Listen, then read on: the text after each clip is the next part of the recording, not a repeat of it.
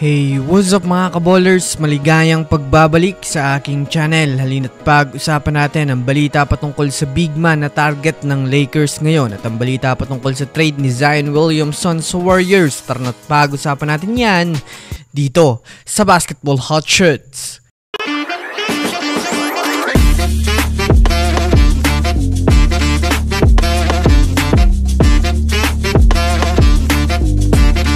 Una nga muna tayong dumako mga kaballers sa big man na target ng Lakers ngayon. Alam naman nga po natin mga kaballers na abala din ng Lakers sa trade season ngayon. Ito ay dahil na rin naman sa hindi na nga po mga kaballers kontento ang kanilang general manager na si Rob Pelinka sa kanilang kasalukuyang lineup ngayon. Kahit man nga po mga kaballers na nanalo sila sa kanilang mga nagiging laro, ay marami pa rin nga po mga kaballers ang hindi sang-ayon ngayon sa kanilang lineup.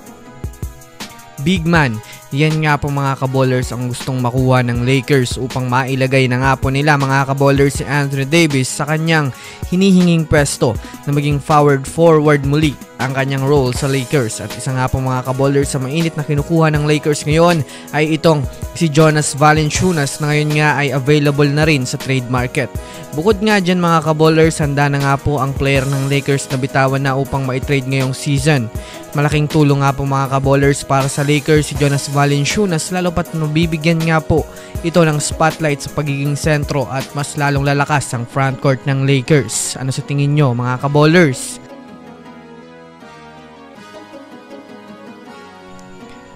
Samantala, dumako naman tayo mga kaballers sa balita patungkol sa trade ni Zion Williamson sa kumpunan ng Golden State Warriors. Well, matapos nga po mga kaballers ang naging trade ng Warriors kay Dennis Schroeder ay nananatili pa rin nga silang aktibo mga kaballers sa paghunting ng ilan pang mga superstar na makakatulong sa kanilang team ngayon sa pagkalugmok.